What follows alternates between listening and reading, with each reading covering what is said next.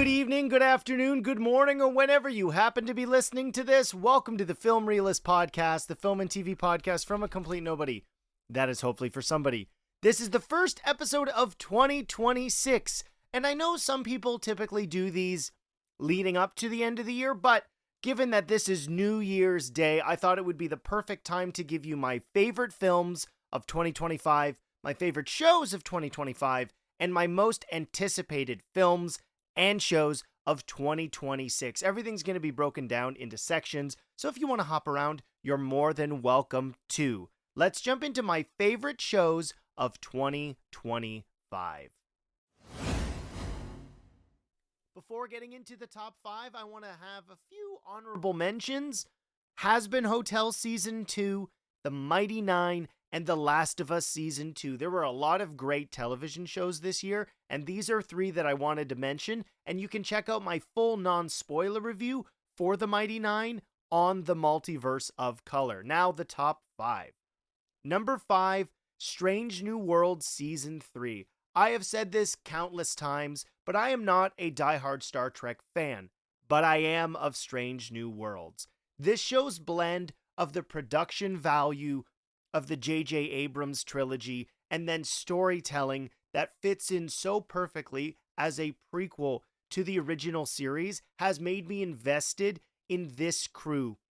I do not want to see anything bad happen to Pike, and with each season, the evolution of the crew and slowly bringing in members from the deck of the original series excites me. I think season 3 shifted a lot of the relationships in new and interesting ways, and knowing we are going to get a conclusion really serves this season as a pivot point for seasons 4 and 5, which we may be both getting in 2026, and especially given how much I love this interpretation of the crew. This is something that Star Wars has not wanted to do, but we've had new actors in these roles who are just as iconic, and in my opinion, they have surpassed the Kelvin crew because we've spent 3 seasons with them and we know we are going to spend 2 more. I don't want this show to end, and I would love for the alleged Star Trek Year 1 show to actually happen. Are you a diehard Star Trek fan? I think this show is perfectly accessible, even if you aren't, given how it is a story about this crew. And it's only if you're aware of the expanded world that you would necessarily have all of those Easter eggs. But as somebody who doesn't really know most of them, this show works for me perfectly. Number 4, Dexter Resurrection. I was concerned that bringing this show back again was going to be problematic. I did do a full season review of it, and this show's dynamic with being faithful to the original Dexter series, but also being a straight continuation off of Dexter New Blood. It managed to make all of Dexter's relationships evolve, getting to see cast members brought back from the original series to kind of tie off that 8 seasons of the show was really compelling. And I liked that we got to see Dexter in a new environment. There's something about New York and the big city nature of it that prevented him from doing his usual thing, and he had to approach all of the serial killing in a whole new way. Not to mention the cult of serial killers and all of those colorful characters just made it interesting to see Dexter be someone else while also being his true self. And in particular, Peter Dinklage as somebody whose sociopathic obsessiveness with serial killers really explored their mental health based on trauma that they've dealt with. This show is really fascinating, and I'm really curious to seeing what we do moving forward. I know I said in my season review that I think it would be best if the show has a different title, because each of these Dexter continuations have really served specific purposes. New Blood's whole goal was to give a proper series finale, where Resurrection, quite frankly, is that. It is bringing Dexter back as a rebootquel. And I think moving forward, it would be nice to have subtitles that really address the specific mission of that show. So I loved Dexter Resurrection, and I'm really looking forward to seeing more of Dexter now, which is crazy that we are 10 seasons in. Number 3 is Department Q. Now, this was a show that I caught late, and it is fantastic. I'm somebody who absolutely loves a British crime thriller. Luther, Broadchurch is one of my favorite shows probably of all time. But getting to see something from Scott Frank that really serves as, quite for me, it was a holdover from something like Slow Horses. Matthew Good really does feel as if he plucked characteristics of something like Constantine, but put it in the Netflix model of a compelling crime thriller that isn't necessarily over the top or too mysterious or too complicated for it to work for general audiences. These characters are people you want to see do well. Specifically, Akram and Carl's relationship is one I am so invested in, and I'm really grateful that while this might have come out in May, it was a slow build, and by the end of the year, more and more people were watching it, which led to a season 2 renewal in August of 2025. So that's a fair amount of time. 3 months for a Netflix show to continually be watched by people is really awesome. And I love that Netflix now has their equivalent of Slow Horses. I'm not saying it's exactly the same, but it was nice to have another show like this that is thoroughly worth watching based on character as well as the intrigue behind the story. It was so much fun. Number 2 is The Pit. Now, this is a big deal. My wife can attest to this. I am not a medical drama fan. I've seen some of ER. She made me watch the Christmas special one year, and it was so anxiety-inducing given Christmas Eve in the ER. But The Pit takes the concept of 24 and puts it in the hospital model.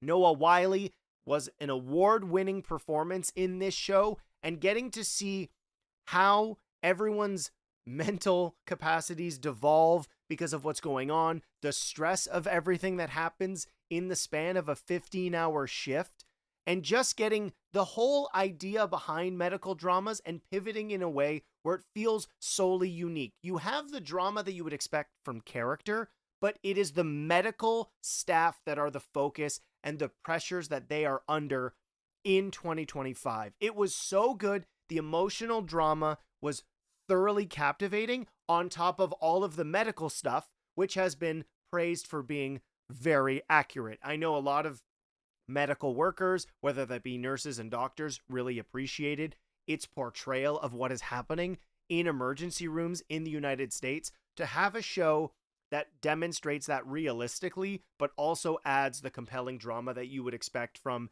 an HBO series. We got that with The Pit Season 1, and I'm super excited to seeing what the story holds for us in Season 2, being a substantial jump to the July 4th weekend. So I'm really looking forward to that. If you haven't watched The Pit, clearly I think you should, given how it was one of my favorite shows of 2025. Now, my favorite show, the number one show in 2025, Andor Season 2.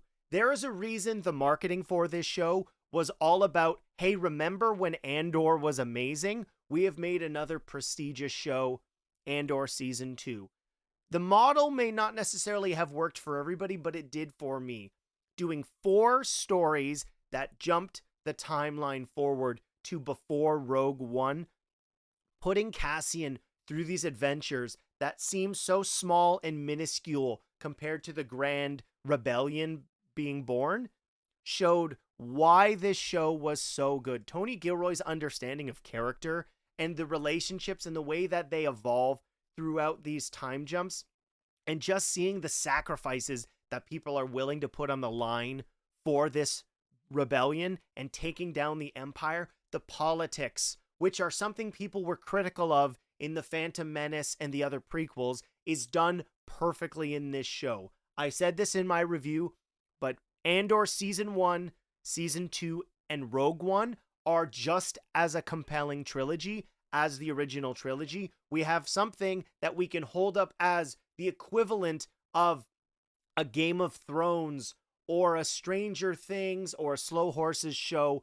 from Disney Plus. Thankfully, Marvel is starting to get better, and this show shows what is possible when story is the main goal. I absolutely adored Andor, and the only sad part about it is that it's now over. That's my top 5 shows of 2025. Make sure to let me know what yours are. And now let's get to my top 10 films of 2025. I'm going to be honest, it was a little harder to come up with a top 10 films of the year just based on how spread everything out was. And there were a shocking amount of movies that were just good, but not ones that I thought were favorable enough. So here's my top 10 films of 2025. Number 10, Predator Badlands. I am not a fan of this franchise, but Dan Trachtenberg has made me one. Making the Predator the main protagonist and getting to see everything from their perspective, while seems like such an obvious shift, is new for this franchise. And getting to follow along a character who's not trusted or nobody has faith in, he's the runt, and showing what he's capable of, that is a universal story. And applying it to this 80s action franchise was wildly entertaining. I've said about this, and this is true, this movie has 90s ideas used through 2025 means. And this movie is wildly entertaining and has a great character story with two characters feeling underappreciated and showing what they're capable of. If you are not a fan of the Predator franchise, you can just watch this, and it is wildly entertaining. It's so much fun, and it's probably some of the most fun I had in the theater this year. Number 9, Fantastic Four: First Steps. It's obvious that this is easily the best movie starring the Fantastic Four, but there's more to that. It is 60s sci-fi mentality, wholly inspired by Jack Kirby, who is somebody that if you are not aware of, you need to be. His contributions to the history of comic books is so underappreciated, it's crazy, all the things that Jack is responsible for. I loved this iteration of the family. All 4 of them were cast so well, and it's underappreciated in the box office. It's unfortunate that in this year of the MCU that most of the films were not financially successful, if not all of them. But this Fantastic Four movie, my biggest criticism is I wish it was longer. I feel that the edit was definitely shortened so they could get more screenings in the theater, but it is a family that I wanted to follow along, and the focus specifically being on Vanessa Kirby's Sue Storm is brilliant, and I can't wait to see specifically more of her in Avengers Doomsday. This is part of the MCU that I can't wait to see more of, and I really enjoyed this film. Maybe more than any other MCU film, but you're going to have to keep listening to find out. Number 8, this was completely by accident. 28 years later, it is a return to a beloved horror franchise. It is so good, and Danny Boyle knows exactly how to use this genre effectively, using handheld methods and getting true terrifying moments, but also building out this world and making it one that you want to continue to explore, which we will be doing so in January with 28 years later, The Bone Temple, which is directed by Nia DaCosta. I thought the introduction/reintroduction to this world was really compelling, getting to see what has changed in the 28 years. This movie was terrifying, but just as funny when it needed to be to kind of cut through the tension you would be feeling while watching this. If you haven't seen 28 Days Later, you should, and this is a franchise that you definitely should be spending more time in. Number 7, One Battle After Another. This is a phenomenal film. In my opinion, one of Leo's best performances. There's a freneticism to this movie that is slightly unnerving, given what is actually this movie's about. But at the same time, we get to see something from Leonardo DiCaprio that we hadn't seen before, which is he's a father figure, and the movie's commentary on society is way too accurate and really unsettling with how it presents its morality and what would be going on based on the abuse of power and the controlling nature of that when there is corruption within government and policing. And on top of that, it's insane how crazy that this movie was. And I may never watch it again because of how uncomfortable it made me, but it is a very well-made movie. Number 5, K-pop Demon Hunters. This is a movie that's cataclysmic effect on pop culture was completely unprecedented based on what was expected about it.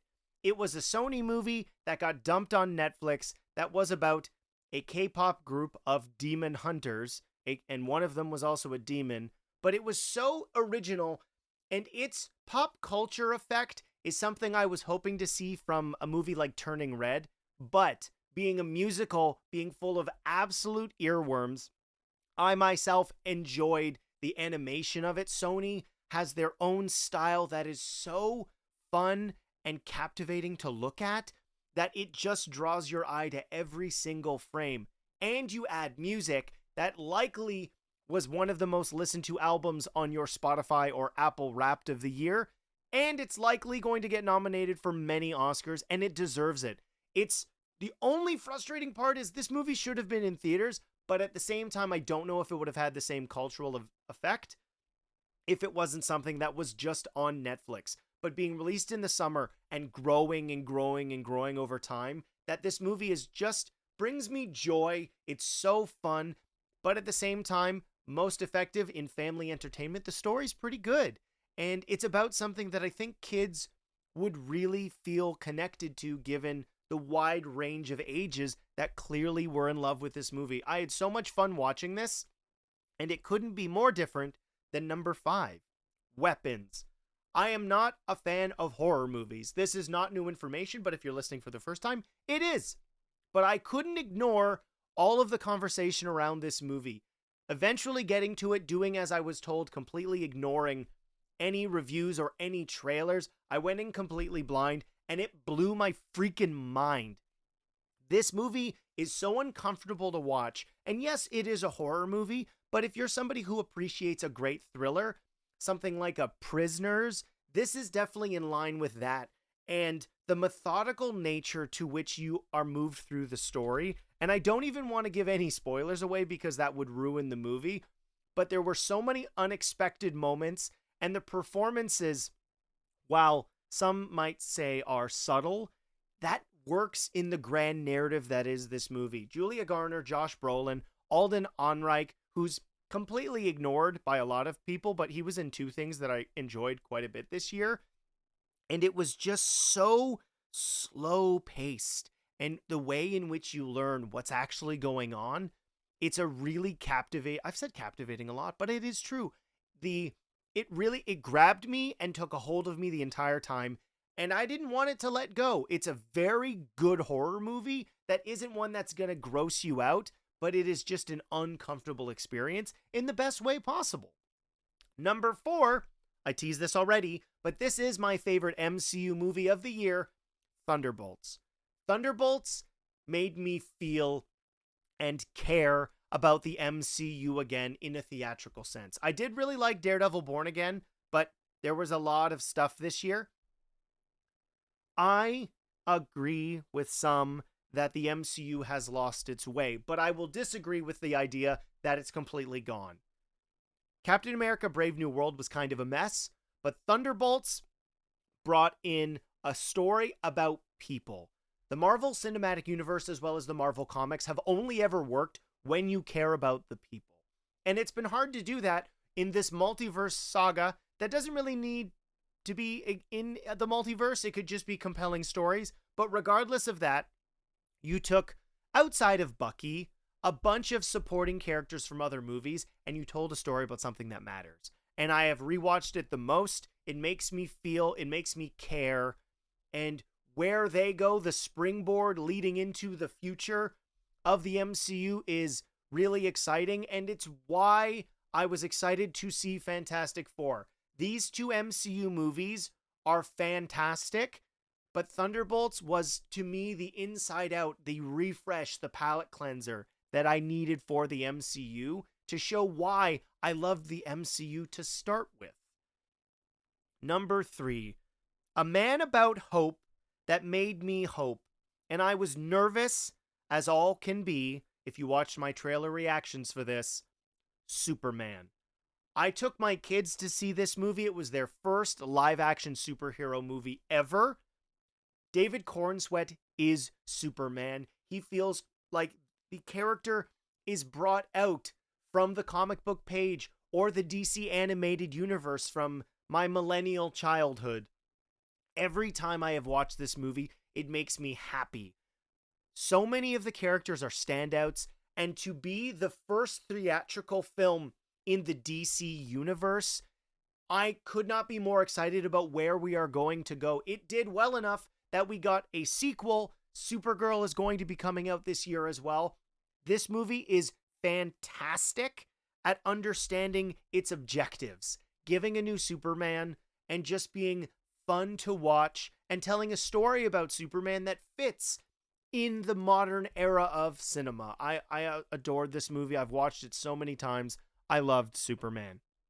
Number 2, maybe one of the only third installments in a franchise that could be argued as the best. Wake Up Dead Man, A Knives Out Mystery. I can't understand how good this is. Rian Johnson, Daniel Craig, and the rest of the ensemble deliver maybe my favorite movie in this trilogy. Now, it's hard to knock down the first Knives Out because it was so good. But Wake Up Dead Man tells a different story that still has the connective tissue of everything you love about the Knives Out franchise. It is a fun mystery with compelling characters, and at the end of it, it is also about something, not in a preachy way, but in an evaluation of the pros and cons of religion in 2025. Daniel Craig continues to show why this character is so much fun for him to play, but we continually deliver interesting experiences, and one of the main reasons I also adore this movie is it brought me back in and reminded me why I love Knives Out. I liked Glass Onion quite a bit, but Wake Up Dead Man just blew my socks off. I have watched it twice now. When it has been on streaming, I did see it in theaters, and it is a theatrical movie. Rian Johnson makes theatrical movies that just happen to go onto streaming. It's amazing. You don't even need, technically, and I think this is one of the benefits, to have seen any of them to enjoy this. You can just go into Wake Up Dead Man. I wouldn't recommend it, but you could. It's so good, and the mystery is so good. Oh, I loved it so much. But I didn't love it as much as number 1. My favorite movie of the year is Sinners. Michael B. Jordan and Ryan Coogler deliver a movie about so many things that is scary, it is thrilling, it is funny, and I don't even know if this is necessarily the best way that I could explain it, but it hit me in my soul. Being a movie about this specific era, the Jim Crow era, being about music, and using the visual medium to explain the significance to that community at that time. It is so enriching an experience, and for those that complain so much about unoriginal movies, you didn't see this, because this movie is so good and has so many eye-dropping, blow-your-head-off sequences that fit in with the convention of things you would expect, but Ryan Johnson does it in the... Not Ryan Johnson. Ryan Coogler does them in the Ryan Coogler way, and Michael B. Jordan plays 2 incredibly compelling characters that I'm so glad this movie exists, and the ideas behind it need to be heard in 2025 and in 2026. It is available on streaming now, given how it came out very early in the year, but it's an incredible movie, and if I have to recommend one to anybody from 2025, it will be Sinners. That is it for my top 10 films of the year. Let me know what yours are in the comments. And now let's jump into 2026, my most anticipated television shows of the year. There's a lot of stuff to get excited about for TV, but here are my top 5 most anticipated shows of 2026. Number 5, The Pitt Season 2, which is coming very, very soon. It's a week by the time you listen to this. I'm very excited about it. Might have the opportunity to watch some of it early, who knows? But I'm really curious to seeing where the characters are given the events of the first season. And again, if you haven't watched The Pitt, why aren't you watching The Pit? I think it's maybe the most recommended show for me of 2025. Obviously, it's not my favorite, but you heard what my favorite was. Number 4, Daredevil Born Again Season 2. Having read this comic book storyline, knowing that Kristen Ritter is coming back as Jessica Jones, and I'm really hoping that this is the equivalent of Daredevil Devil's Reign, where we get to see Marvel heroes fight back against the corruption of Wilson Fisk and the New York City Police Department. I'm very curious to seeing how this goes. And another thing I appreciate about shows 4 and 5, they're yearly. That's how TV's supposed to be, everybody. Number 3, Shrinking Season 3, which is also the final season. I love this show. It hits me right in the feels. Harrison Ford should have Emmys for every season, but he just doesn't for whatever reason. Thanks, The Bear. But this show has continued and scratches the same itch as Ted Lasso, where it is just as funny as it is heartwarming, and I'm really looking forward to seeing how they wrap up this show. Number 2, The Boys Season 5. The final season of the show. Eric Kripke has said that from the beginning, and there is a lot to wrap up. Who is going to be the one who ultimately kills Homelander? That is going to be the question for the entire season, and I am so curious as to who it's going to be, and we're just going to have to wait. But Season 4 really revitalized how much I like this show, and I'm super curious to seeing where it goes, especially after watching Gen V Season 2. Number 1 for my most anticipated shows, and I'm so mad it sounds like it's going to get delayed till much later in the year, but that doesn't matter. It doesn't stifle my excitement. Lanterns. I love the Green Lanterns. I'm mad we haven't had anything from the Green Lanterns since the Ryan Reynolds movie in 2011. But now we're finally getting the Green Lanterns in the DCU with Aaron Pierre and Kyle Chandler. The little 3 seconds we saw got me super excited. A true detective style story because the Green Lanterns are cops. The grounded nature to this show I'm really curious about, and then I'm hoping after this is a smash success for HBO that we get to see them in a movie where they are space cops. That'll be awesome, and I'm super excited for it, even though we've only seen what we have from it. There's a lot of great TV coming out, and I'm super excited about all these shows. Now, let's get to my most anticipated films of 2026, and there are 10 of them. Here are my top 10 most anticipated films of 2026. Now, a lot of these are big franchise films. That's what I'm excited about, people. Number 10, Street Fighter. I am a huge fan of Andrew Koji. I have only ever played Street Fighter Capcom versus Marvel, but this cast is insane, and I hope, given the footage we saw at the Game Awards, that the movie is equally as insane and just as entertaining. Number 9, Mortal Kombat. We're actually getting the tournament. I liked the first one quite a bit, but actually getting to see the Mortal Kombat, Johnny Cage at the center of it, I'm really curious. It's another Carl Urban project, but I liked the first film and I'm really looking forward to the sequel. Number 8, Toy Story 5. Now I know what people are going to say, Kyle, how do they keep making these? My pushback to that would be, they're still great. Toy Story 4 was a phenomenal film. Was it as good as 3? No. My only hesitancy with Toy Story 5 is that Woody is back with Buzz Lightyear, and that does sort of undercut the story of 4, but the idea of introducing technology and what that does to children when you have classic toys, that could be really compelling, and Pixar is the kind of studio that would tackle that storytelling. Number 5, Werewolf. Robert Eggers is a director that makes movies unlike anybody, and Nosferatu was a film I absolutely loved. So Werewolf comes out at the end of this year, December 25th, so it was a very long wait, but all of his movies are so specific, and I love how he wants to make old-time films with modern tools and address a sensibility that we don't really have anymore. So that's why it is number 7. Number 6, Clayface. A Mike Flanagan script that was so good that James Gunn said they had to make it, and Mike Flanagan was unavailable, So James Watkins, who just made the Speak No Evil remake, are doing a horror film in the DCU with Clayface. I'm on board. You didn't have to tell me anything else. And it might be the first time we see the DCU's Batman, who, for the record, I don't want to be Robert Pattinson.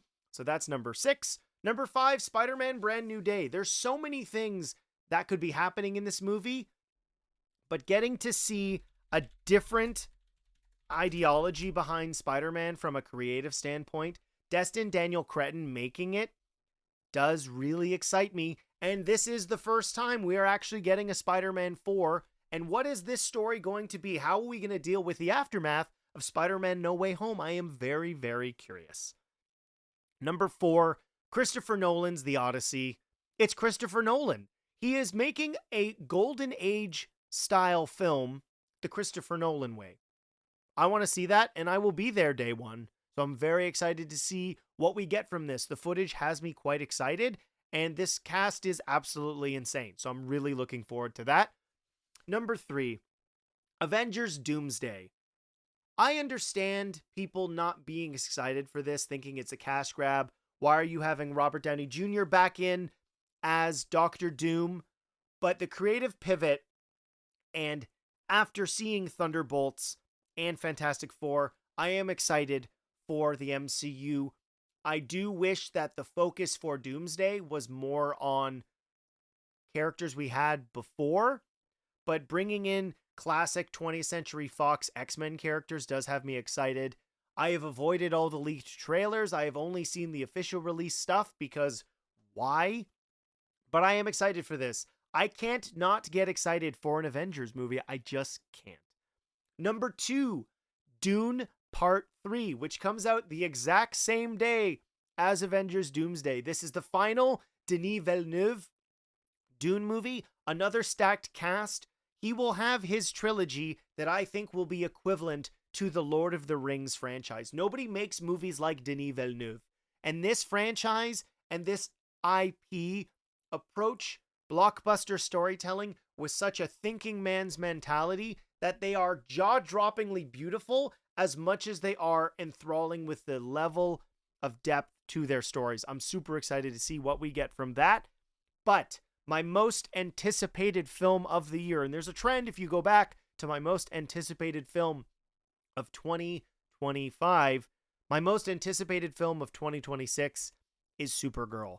I love Woman of Tomorrow. I love the trailer. I think Millie Alcock is going to absolutely obliterate this role and show why Supergirl is an incredible character in DC Comics and in the DCU, and its evolution and exploration of Kryptonian history, as well as why she is different from Clark, is going to be just as much fun as it is going to be emotionally moving. I'm super excited for this. I can't wait to see it in June.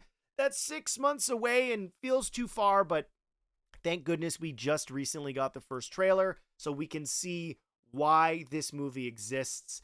And also, the most obvious, Jason Momoa as Lobo. Couldn't be more excited for that. So that is my most anticipated movies of 2026. And a couple of friends have written in and let me know what their favorite things were and their most anticipated. So let's get to those. Can I ask you a question?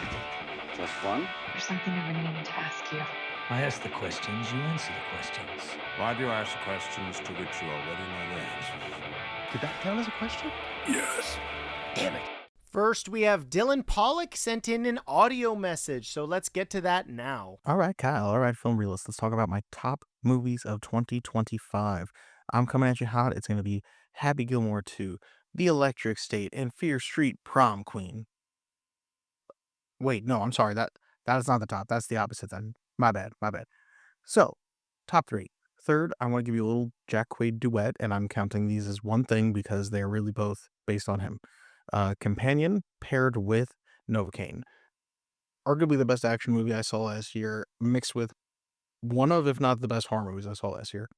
Second best movie of 2025, one battle after another. I regret not seeing it in the movie theater because it was great watching it at home, but would have been even better.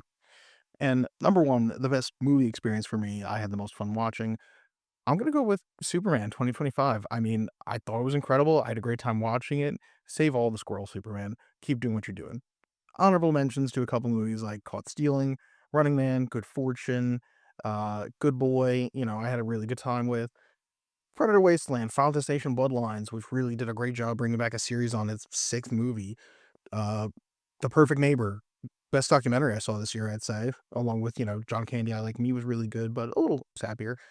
Overall, a lot of good movies. I don't want to say Sinners is not included. I like Sinners a lot. I just don't think I liked as many other people did. But those are my top four. I can't give you top three, but my top four: Superman, One Battle After Another, the Jack Quaid combo. Kyle, I'm excited to hear what your top three of 2025 were, or however many numbers you give us. Keep it film realist in the new year. Thanks so much for sending that in, Dylan. As usual, you didn't necessarily do what I asked. You did it in your own way, which is, of course, what Dylan Pollock would do. So I shouldn't have suspected anything else. Scotty Cameron writes in, my top three movies of 2025. Superman, number 1. The Accountant, number 2. And number 3, Thunderbolts. Honorable mention to Mission Impossible: The Final Reckoning. The verdict is still out on Fantastic Four. And then we have I'm Not a Monster, I'm Just Ahead of the Curb. My most anticipated films of 2026 are Supergirl, Spider-Man Brand New Day, The Punisher Disney Plus film. I'm not quite sure how I feel about Avengers Doomsday. It feels like too much nostalgia bait with little substance. I'm hoping I'm wrong. Clayface seems interesting. I hope it introduces the DCU Batman, and so we can finally lay to rest the Pattinson rumors. As far as shows, Lanterns is at the top with Invincible Season 4 and The Boys Season 5 following it. Yeah, that's a lot of the same stuff in here. There's a lot to be excited for in 2026. Thank you to everybody who submitted those things. I know it was kind of a bunch of stuff to ask for, and if you submit your most anticipated stuff for 2026, I will also be reading it on next week's episode of the podcast, which I said in my Stranger Things Volume 2 review will be the Stranger Things series finale, which is a film, given the length of it being 2.5 hours. If you haven't yet, please subscribe to the Film Realist YouTube channel. Make sure you're following on the social medias so you don't miss any announcements of what is upcoming. And check out this episode on the Multiverse of Color. My name is Kyle Naranya. Thank you so much for listening, and I will see you next time.